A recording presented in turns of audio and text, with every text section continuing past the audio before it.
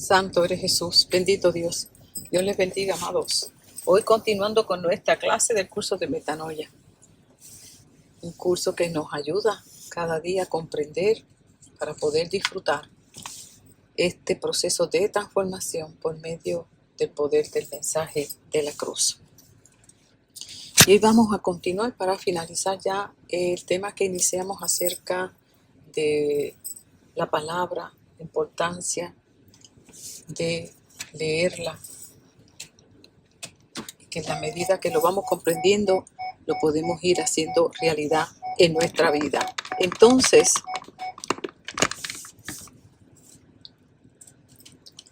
vamos hoy al Evangelio de Juan, el capítulo 6, donde Jesús está hablando, ¿verdad? Después del milagro de la alimentación que vimos más anteriormente en el capítulo 6, en el inicio, donde nos relata, ¿verdad?, el milagro de los panes y de los peces. Entonces, aquí Jesús está aprovechando la experiencia para introducir una nueva enseñanza, ¿verdad?, acerca del significado de lo que era el verdadero alimento, aquello que verdaderamente nos ha de sustentar, impartir vida, más que el alimento físico, aunque es necesario.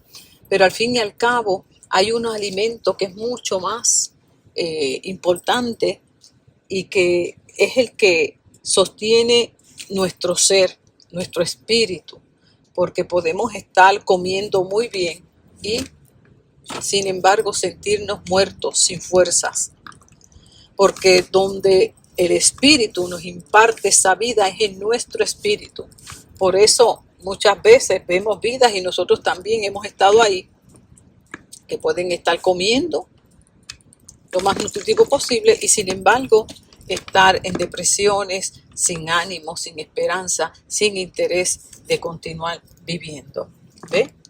Ahora, cuando este espíritu está fortalecido es otra cosa. Entonces aquí Jesús les está hablando, aprovechando que lo estaban siguiendo después de haber visto ese milagro y muchos otros más que ya Jesús se oía de lo que él estaba haciendo en aquel lugar. Él aprovecha, y como conocía la intención del corazón, les dice: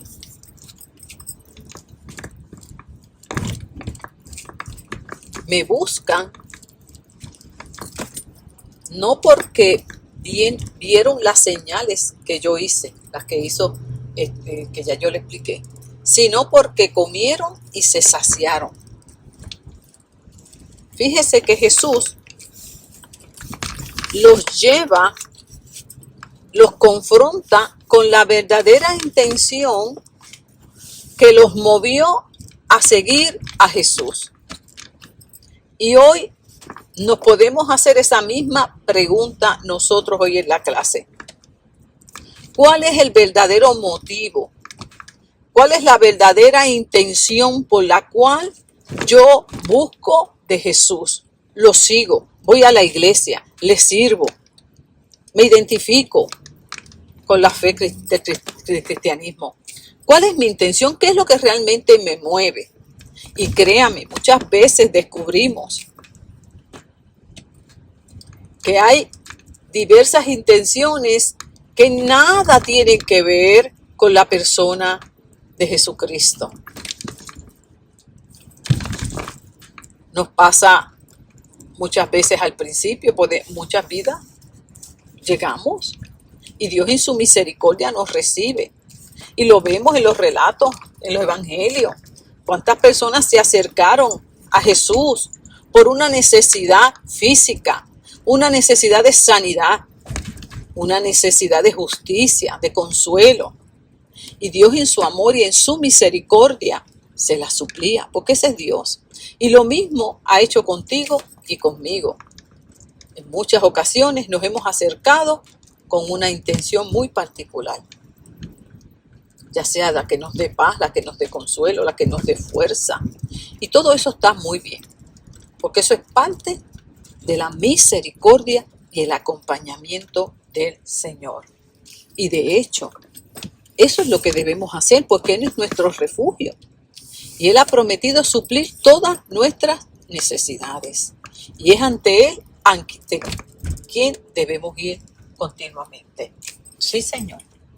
Ahora, dentro del contexto que estamos estudiando esta palabra, Él está dando una gran enseñanza porque Él quería que llevarlo, es como llevarnos a una conciencia mayor, más profunda, e irnos guiando en este camino de fe a una madurez espiritual donde nuestra intencionalidad se vaya transformando también en la medida que vamos caminando con Él. De tal manera que al pasar los años, tal vez nos acercamos con una intención X, una razón. Vemos que pasa el tiempo y nada acontece y seguimos ahí aferrados esperando esa respuesta, esa solución. Y sin embargo, los años pasan y nada acontece. Pero a pesar de eso, algo está ocurriendo en nosotros, en nuestra fe, en nuestra relación con Él. Porque precisamente en esa espera, en ese buscarlo, en ese aferrarnos a Él, es que lo vamos conociendo. Y entonces muchas veces vamos a descubrir que ese gran peso que teníamos, esa ansiedad y esa desesperación, para que Él nos respondiera y nos diera X cosa que necesitamos, pasa a un segundo lugar. Por eso las pruebas siempre vienen bien a nuestras vidas, nos perfeccionan.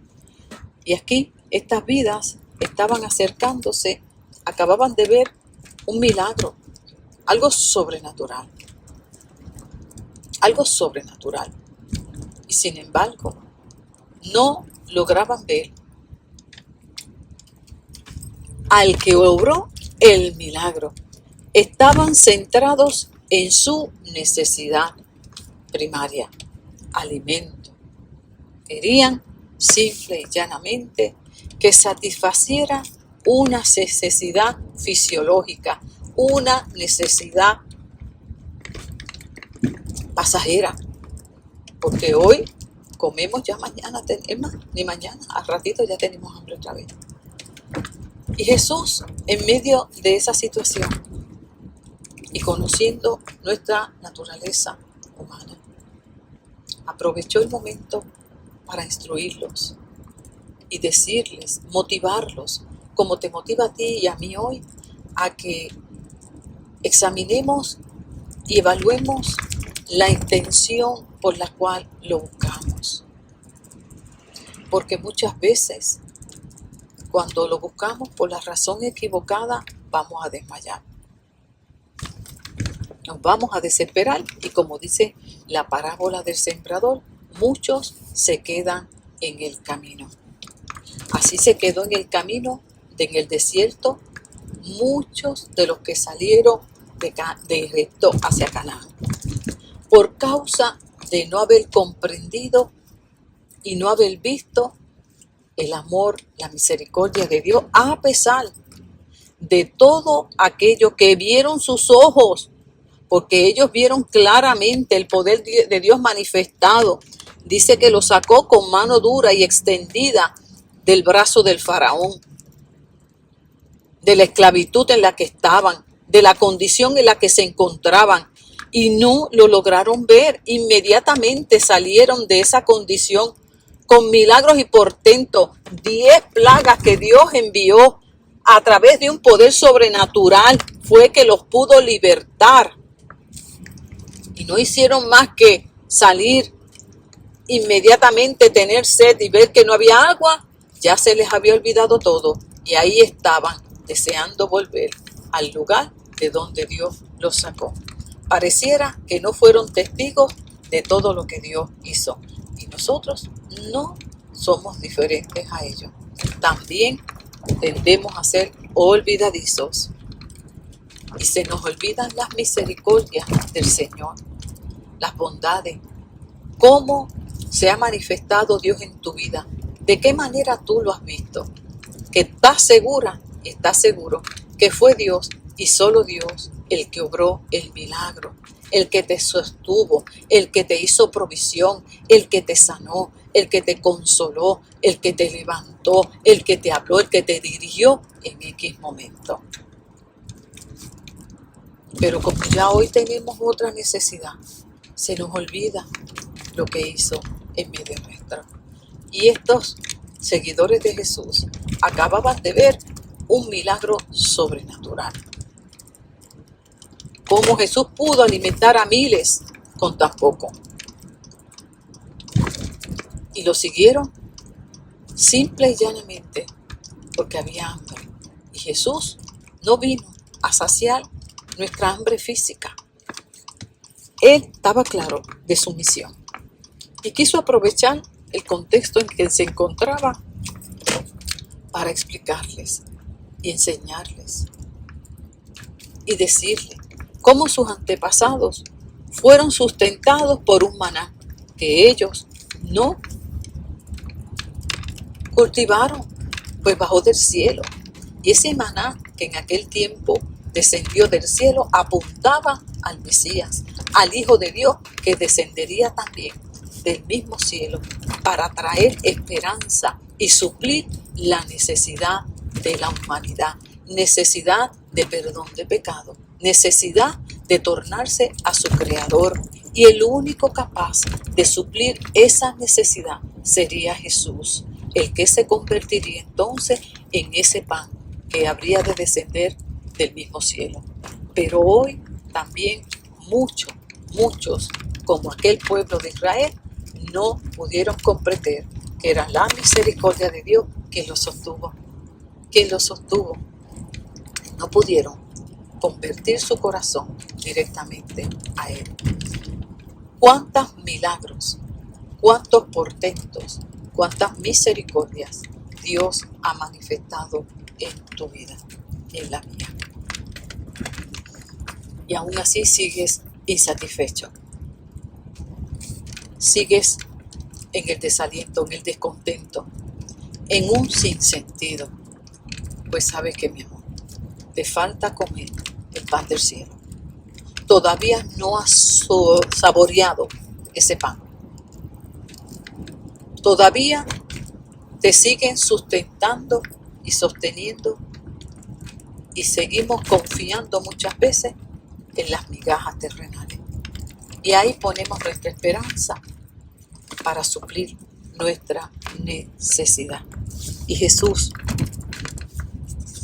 insistía y les decía, yo soy el pan de vida. El pan de vida.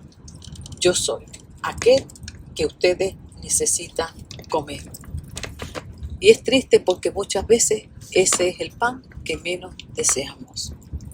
Solo queremos. Fíjate que en este relato, en este capítulo, en la medida que Jesús les explicaba, les daba detalles acerca de todo lo que comprendía ese llamado de Él. Ese yo soy el pan de vida. Yo soy lo que tú necesitas, te dice Jesús hoy. Yo soy quien tú necesitas. Puedes creer que lo que necesitas tal vez es un trabajo, para estar contento, un cambio de trabajo, un cambio de hogar, ¿sí? Un cambio de ambiente, un cambio de imagen, un novio. Mire, cualquier cosa. Cuando yo tenga esto y cuando yo tenga lo otro. Pero realmente, engañoso es el corazón más que todas las cosas. ¿Quién lo conocerá? El corazón siempre nos va a estar diciendo, tú lo que necesitas es esto, tú lo que necesitas es lo otro. Y hoy Jesús te dice claramente, lo que verdaderamente tú necesitas es de mi presencia. Y es lo menos que muchas veces deseamos. ¿Y qué tiene esto que ver con la lectura de la palabra? Jesús es el pan de vida, la palabra misma, el verbo que se hizo carne, el verbo, la palabra. Cuando nosotros todavía no podemos discernir la obra de Jesús, como aquel pueblo hebreo no podía entender que ese pan que los sustentaba bajaba del cielo, para Dios darle esa gran lección a ellos de que dependieran y pusieran su confianza y su esperanza en el Dios que los sacó de Egipto y que ese Dios sería el que estaría con ellos y los sustentaría. Pero ellos no lograban ver eso, simplemente tenían hambre, tenían sed, querían comer, nada más, solamente en una necesidad terrenal. No lograban ver a Dios a través de las cosas creadas, como dice en Romanos el capítulo 1, lo visible de Dios. Muchas veces no lo logramos ver. De cuántas maneras visibles Dios se te ha revelado a tu vida y no lo ha querido ver ni reconocer tu duro corazón. Dice la Escritura que lo invisible de Dios se hace claramente visible a través de lo creado. Y dice que por causa de la dureza del corazón no arrepentido, terminan diciendo: no existe Dios. Y hoy somos testigos de las consecuencias de un corazón que se resiste a reconocer a Dios como el Creador. Y en la necedad humana terminamos diciendo que el universo es Dios. Y terminan muchos adorando lo que Dios creó: los astros, el sol, la luna, la madre tierra y el universo. Te postran ante aquello que Dios creó. ¿Habrá mayor necedad que esa? Dice la palabra que el necio se resiste a reconocer al único Dios verdadero. Y hay consecuencias, mis amados. Hay consecuencias que las experimentamos cada día en nuestra vida personal, en nuestra vida familiar. Las experimentamos como sociedad, las experimentamos como habitantes de esta tierra.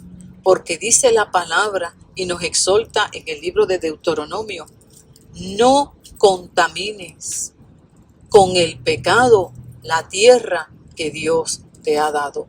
No la contamines. Tengo ese mensaje pendiente para poderlo compartir, pero el texto de ese mensaje próximo es ese: no contaminemos. ¿Y cómo está la tierra? Lo que tenemos es que detenernos un poquito y observar. La tierra estéril. Observe los frutos que da la tierra. Secos. Para exprimir un limón, hermano, hay que pasar trabajo. La calidad de los alimentos. No hay agua. Y escuchamos de la crisis que hay del planeta, que si el clima, buscando mil maneras de poder preservar aquello que el mismo hombre ha destruido por causa del pecado. Y ahí están los científicos y los expertos tratando de comprender y ver cómo se detiene eso, y en la necesidad del corazón no querer reconocer que lo primero que ha destruido esta tierra y que la ha contaminado es el pecado del hombre. Y el primer pecado es resistirse a reconocer al Dios creador. Entonces, lo mismo sucede en nuestro plano personal. No comprendemos muchas veces en la condición en que nos encontramos. Y comenzamos a razonar y pensar que tal vez es esto o que tal vez es lo otro. Cuando meditamos muy bien, descubrimos que todo se tiene y está relacionado muchas veces con nuestra relación con Dios. Ellos no quisieron, se resistieron en su corazón. Fíjese que el problema, en su corazón, en la medida en que yo me resisto a reconocer las misericordias de Dios. Fíjese que este grupo de seguidores en el capítulo 6 dice que abandonaron a Jesús. Aquellos que hicieron tanto esfuerzo por encontrarlo, porque luego de estos milagros y todas estas maravillas que se ven, luego de este milagro particular, Jesús sigue caminando, ellos se van detrás de él con una determinación increíble a encontrarlo. Y así muchas vidas comienzan determinados en seguir a Jesús, dispuestos a superar cualquier obstáculo.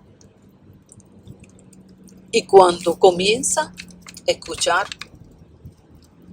el mensaje, el evangelio, en lo que verdaderamente consiste y en lo que no consiste, empiezan a decepcionarse, porque no era lo que ellos querían. Y hoy, gran peligro el que vivimos, donde muchos, por no perder miembros, acomodan el mensaje a lo que quieren escuchar muchos. Y mire que cada día se escuchan unas cosas que yo digo, Dios mío, ayúdanos a permanecer en la verdad de tu palabra y a no doblar nuestras rodillas para agradar a la dureza del corazón que hoy permea en medio nuestro. Cuando Jesús, ellos vieron y dicen, bueno, si nos suplió una vez, nos suple dos, nos suple tres. Y el problema no es que si supla o deje de suplir, porque la palabra lo dice claramente, Dios suplirá todas nuestras necesidades.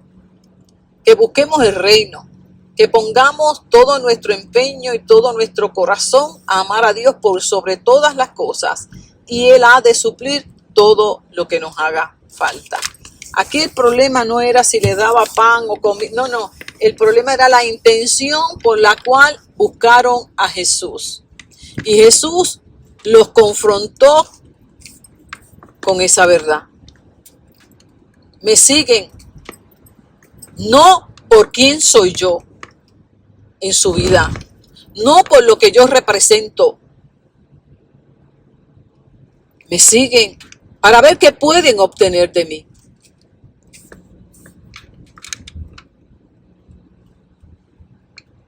¿Por qué tú sigues a Jesús? ¿Qué esperas de Él?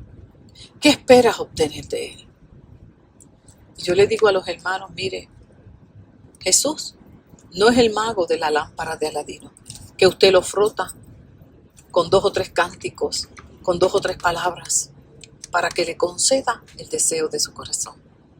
No, porque Dios nos sabe amar y Dios sabe lo que realmente necesitamos.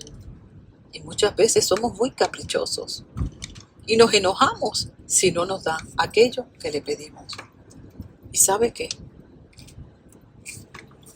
Y Dios lo va a permitir, porque nos va a llevar a que podamos comprender la verdadera intención por la cual le seguimos.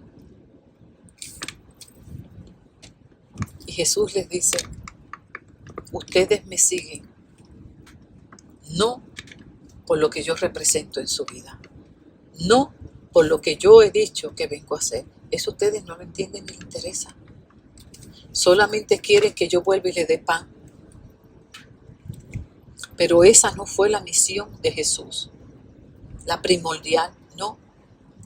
Amén que sanó muchos enfermos, hizo justicia. Eso es simplemente una muestra, una simple muestra de lo que Jesús vendrá a hacer en su reinado milenial. Ese será su reino, un reino de justicia, un reino de paz, de amor. Y que no tenemos que esperar el milenio, el reino. Ese reino lo podemos estar disfrutando inmediatamente. Comenzamos a disponer nuestro conocimiento, a reconocerlo a Él como nuestro Salvador. El reino de Dios comienza a manifestarse en nuestras vidas. Empieza a ejecutar justicia. Empezamos a disfrutar de esa paz, de esa quietud, de esa sabiduría.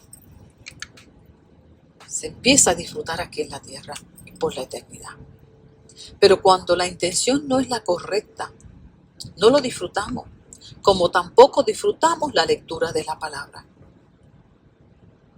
Queremos ir a la palabra simple y llanamente, como si fuera un libro mágico, como si fuera un libro de esos hechiceros, abrirlo y que nos dé una fórmula mágica para salir de la condición en la que estamos. Y ahí muchas veces es que salen las falsas enseñanzas, las herejías, contextos fuera de contexto para satisfacer nuestros caprichos. Y por eso no nos deleitamos muchas veces tampoco en la palabra, entre otras razones que ya hemos estado estudiando.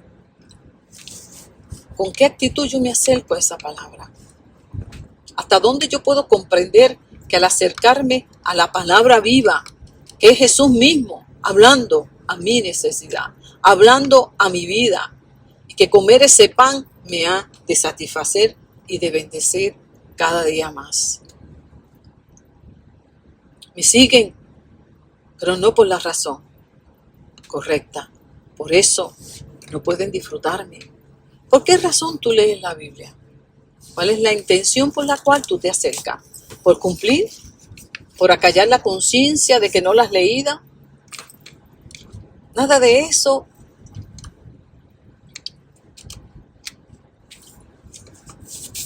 Debe estar presente en la medida que vamos creciendo en la gracia. ¿Podemos empezar así? Claro que sí. Cumpliendo y cumpliendo. Pero en ese cumplir se tiene que convertir luego en un deleite. Porque si no, terminamos simple y llanamente siendo religiosos, donde se cumple con ir a la iglesia, se cumple con leer la Biblia. Pero cuando Pablo le dice a Timoteo, en la palabra, capítulo 3, le dice que procure leer la escritura, disfrutarla y sobre todo aplicarla, vivirla. Entre las muchas cosas que Pablo le enseñó a Timoteo, le exhortó a leer la palabra, estudiarla, permanecer en ella y a aplicarla. Y es muy difícil aplicar algo en mi vida que a mí no me gusta, que yo no lo disfruto y que yo no lo conozco. Entonces tenemos que revisarnos ya en esta última clase, que es la intención de esta clase hoy, ya finalizándola. Me identifico yo con estos seguidores que siguieron a Jesús por la razón incorrecta. Y por eso no hay deleite. Por eso no me deleito en su palabra. No me atrae. Muchas veces eso no sucede. Buscamos de Dios para que me resuelva esto, para que me dé aquello, para que me quite lo otro. Y en esa ansiedad, en ese desespero, no quiero ir a la palabra porque estoy enojada, porque no hace lo que yo quiero, porque no me responde. Y en lugar de acercarme con un corazón contrito y humillado, entonces me alejo más. Y Dios lo permite. Porque Dios no va a satisfacer nuestros caprichos. Dios sabe exactamente qué es lo que necesitamos. Y muchas veces no nos puede conceder aquello que anhelamos, porque lo convertiríamos en nuestro Dios. Y Dios no comparte su gloria con nadie. ¿Y cuántas veces sucede eso? No, si lo que tenemos es que, mire, cuando leemos la parábola del sembrador, ¿cuántas vidas les sucede? Empiezan con entusiasmo. Hay personas que empiezan buscando y empiezan en el Señor, no tienen trabajo, no tienen dinero. Dios en su misericordia hace la provisión, les pone un buen trabajo, los prospera y dejan de ir a la iglesia, se descuidan espiritualmente y se olvidan de Dios. Hicieron de su trabajo su Dios y luego es que yo no puedo ir, yo no le puedo servir, yo no puedo servir porque yo no tengo tiempo, porque yo tengo o sea, el Dios mismo, y Dios es tan misericordioso. A la verdad que Dios es bien bueno porque Dios sabe hace rato lo que va a pasar y aún así sabe que nos ayuda. Entonces, mientras no teníamos trabajo, no fallábamos a los cultos, bien fieles y todo. Nos abre Dios una puerta, nos pone en gracia y en misericordia y ¿sabe qué? Y a Dios. Hacemos entonces de ese trabajo nuestro Dios. Nuestro Dios. Lo mismo hay anhelante de un compañero, una compañera, y lloramos y le clamamos aquí y allá, y Dios guiándonos para que sea nuestro deleite. Tampoco. Aparece el compañero y nos desvivimos por la persona y todo gira en torno a esa persona. Así, hermano, mire, si el pueblo de Israel no hizo Dios más que sacarlos de Egipto, allí estaban en el Sinaí, no habían emprendido bien el viaje con paso firme y no hizo más que Moisés tardarse un poquito. ¿Y qué se hicieron? En medio de su necesidad, en medio de la confusión que había, se hicieron un Dios, porque así somos. Convertimos esa necesidad nuestra, buscamos en nuestra fuerza cómo resolverla y luego le llamamos a eso, tú eres mi Dios. Y no es que lo hagamos conscientemente, es que terminamos postrándonos ante eso, terminamos dedicando nuestra vida, nuestra fuerza a eso. Y toda nuestra vida gira en torno a eso. Somos peligrosos, hermanos. Que Dios nos ayude y nos guarde, porque tendemos a adorar tantas cosas fuera de Dios. Tantas cosas. A veces el mismo cuerpo. Adoramos cualquier cosa. Cuando dice la palabra que el primer mandamiento, ¿cuál era? Amarás a Dios sobre todas las cosas. Y aunque ese mandamiento estaba en la primera ley, sigue siendo ley en nuestros corazones. Amar a Dios por sobre todas las cosas. Ponerlo en el lugar que corresponde. Y cuando lo ponemos en el lugar que corresponde, todo lo demás habrá de fluir en tu vida y en la mía. Hoy Jesús nos confronta y nos dice: ¿me siguen? No por lo que yo soy, no por quien yo soy, sino por lo que yo les puedo dar. Y debemos reflexionar sobre eso. Yo en mi caminar le pido a Dios que cada día se vaya quedando atrás todas esas cosas que uno anhela, que uno espera, que no son malas. Y que el verdadero motivo cada día sea mi amor por Cristo, por lo que Cristo hizo en la cruz del Calvario en favor mío. Que me ayude, que a pesar de que puedo tener muchos deseos, muchos anhelos que no son malos, ¿quién no desea ver que sus hijos le sirvan al Señor, su esposo le sirva al Señor? ¿Quién no desea un buen trabajo? ¿Quién no desea salud? Todo eso, nada de eso es malo. El problema es cuando no llega y no se da, te quita el deseo de amar a Dios, de seguirle, de serle fiel. Ahí, y sabe que Dios lo va a permitir, porque Dios en su misericordia sabe de qué estamos faltos y cuándo dar las cosas en su tiempo. Y nos duele, claro que nos duele.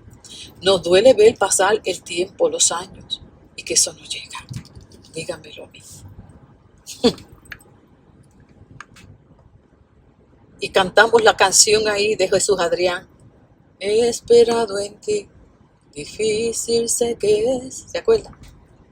La mente dice no, no es posible, pero mi corazón confiado está en él. ¿Se acuerdan? Y esperaré pacientemente, ¿verdad? Y nos damos esas terapias y cantamos para quietar el corazón desesperado, la ansiedad, porque llega un momento como que nos desesperamos. Hay días que una palabra nos aquieta, nos tranquiliza, y por eso es que es bueno leer la palabra. Pero ahí nos desesperamos, nos molestamos, no leemos la Biblia, porque todavía ese pan de vida no se ha convertido en nuestra necesidad primaria. Pero confiemos, mis amados, que Dios no se olvida de nuestra condición. Sabe muy bien cómo somos. Y aún así nos sigue amando y nos sigue perfeccionando. ¿Y sabe qué hace? Él, como buen padre que es, espera que nos pase la javieta. Ay, qué lindo. No nos deja de amar. Nos puede ver desesperado, enojado, cabizbajo, dando cantazos, como yo digo. Y ahí está el Padre, Usted sabe cuando un niño hace la javieta. Si usted es un buen padre y sabio, en medio de esa rabieta, usted no le va a conceder ese capricho. Eso es lo peor que podemos hacer como padres o como abuelos. Concederle el capricho. Le hacemos daño. No lo ayudamos a madurar. Hay que dejarlo que pase la rabieta. Muchas veces en medio de esa rabieta el cansancio es tan grande que se quedan dormidos.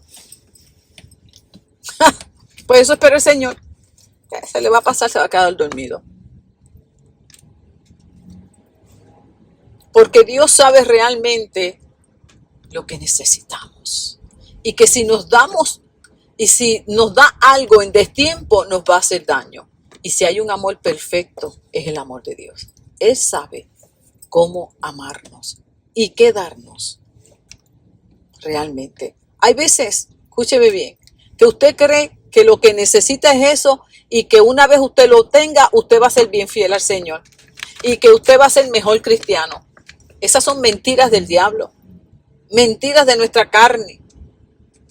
La mayor parte de las veces eso no es real y sucede todo lo contrario, porque precisamente al creernos eso y obtenerlo, eso se convierte en nuestro Dios y abandonamos nuestra fidelidad a Dios, abandonamos la palabra, abandonamos la oración por estar detrás de eso que creíamos que nos iba a acercar a Dios.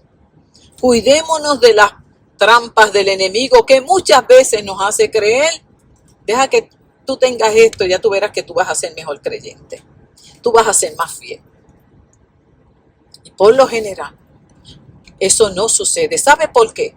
Porque lo que verdaderamente nos hace fieles a Dios y estables en Él es cuando podemos discernir en nuestro espíritu, cuando podemos comprender el sacrificio de Cristo en la cruz del Calvario, cuando comprendemos nuestra condición pecaminosa y sabíamos que no tenemos esperanza y sabemos muy bien que nuestra esperanza estaba solamente en Cristo. En la medida en que yo descubro mi condición pecaminosa, mi inclinación al mal, que no hay manera de que yo me componga, que por más que lo hago bien, siempre por otro lo daño, ahí yo que entiendo cada día más el sacrificio de Cristo y que solamente ahora a través de Cristo yo puedo estar en paz con Dios, eso me ayuda y me lleva a amarlo más. En otras palabras, lo único que realmente nos lleva a permanecer fieles a Dios y deleitarnos en la palabra es en la medida en que podemos comprender Isaías 53, el sacrificio de Cristo en la cruz. Por eso Jesús en este texto quiso enseñarles eso. ¿Por qué me siguen? Es que hasta que ustedes no comprendan quién soy yo, ustedes no pueden permanecer fieles. Los voy a decepcionar. Por eso mucha gente anda decepcionada en el mundo con Jesús. Porque como los israelitas, muchos en aquel tiempo, se hicieron una idea de Jesús, el rey, vestido con galas, viviendo en un palacio. Y se hicieron una idea equivocada del Hijo de Dios y su misión aquí en la tierra. Y cuando nos hacemos, y lo despreciaron, muchos lo despreciaron. No lo quisieron como rey. No, ese no es el Cristo que yo quiero. Eso que dice esa palabra, yo no la quiero. Así hay muchas vidas hoy, decepcionadas y frustradas con el Jesús que se han creado en su mente y han deseado en su corazón. Y otros aún mucho más desafiantes se han atrevido a escribir una nueva Biblia con una versión que satisfaga la maldad de su corazón. ¿Sí? Se levantan como hizo, ay bendito Dios, cuando Israel se dividió a causa precisamente de la maldad del hombre. ¿Qué hizo Jeroboam? Buscó sacerdotes, él mismo hizo los rituales, levantó todo y ¿sabe qué? ahora le vamos a servir al Señor. Y qué tremendo. Hoy día se hace lo mismo. Y él se creyó que estaba sirviéndole a Dios cuando sabe que todo fue en la fuerza de él. Dios no había escogido a esos sacerdotes. Dios no había hecho nada en ese proceso. Todo lo hizo Dios todo lo hizo él en su corazón, en su fuerza. Y así hay hoy muchas personas, muchas vidas. No quieren reconocer el señorío de Dios en sus vidas. No quieren reconocer la verdad de la palabra. Están frustrados con el Dios verdadero y lo que realmente enseña la Escritura.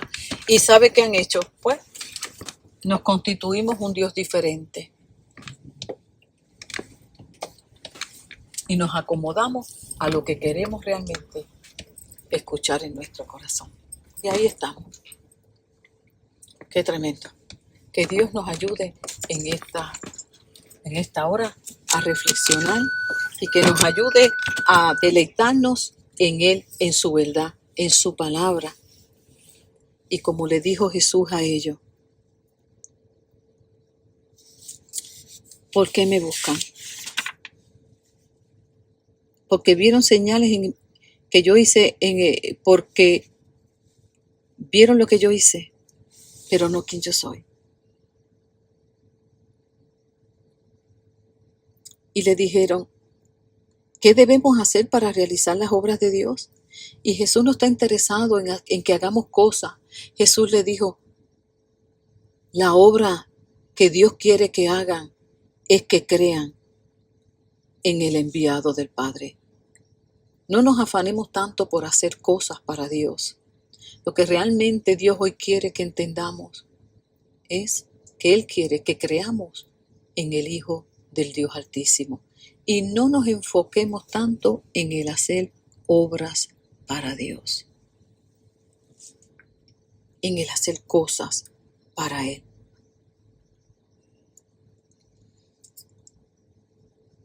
Yo soy el pan de vida, y el que viene a mí de ninguna forma tendrá hambre.